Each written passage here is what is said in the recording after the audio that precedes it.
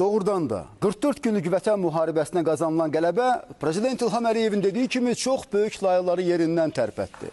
Layıqlar yerindən tərpənəndə isə hər kəsin əsl üzü gün kimi ortaya çıxır. Elə region ölkələrinin də, o cümlədən də Rusiyanın. Nə olub, cənab Putin? Azərbaycanın regionda güclü bir dövlətə çevrilməyi, son 200 ildə ilk dəfə olaraq torpaq verməyib, öz gücü ilə torpaq alıb, suverenliyini və ərazi bütövlüyünü bərpa etməyi, milli maraqlarını daim qoruması, prinsipial siyasət ortaya qoyması, Prezident İlham Əliyevin qlobal arenada liderliyinin qəbulu və ən müxtəlif beynəlxalq kürsülərdən Azərbaycanın gücünün və prinsipiallığının etirafı sizi beləmi narahat edir? Başa düşürük. Siz axı öyrəşmişsiniz böyük Rusiyanın zorla öz ərazisinə daxil etdiyi xalqlar üzərində hökmranlığına.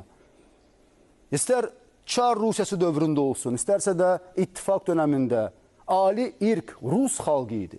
Azərbaycanlılar, Özbəklər, Qazaxlar, Qırğızlar, Türkmənlər və digər millətlərin nümayəndələri isə hər zaman ikinci dərəcəli xalq kimi qəbul olunub.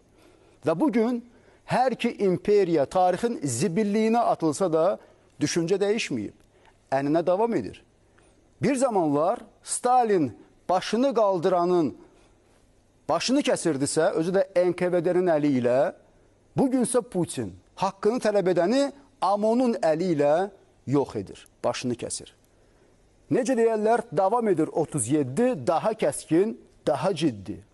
Amma görəsən rəsmi Kreml və konkret Rusiya prezidenti Vladimir Putin anlayır bu ki, artıq 37-ci il deyil, 2025-ci ildir və bir zamanlar ittifaqın tərkibində olan dövlətlər də 30 ildən çoxdur ki, müstəqildilər.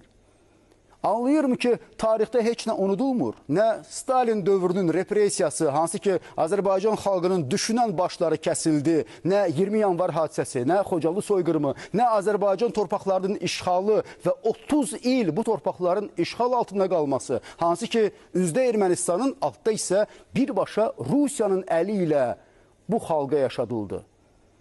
Bəli, məhz Rusiyanın əli ilə və Rusiyanın iştirakı ilə.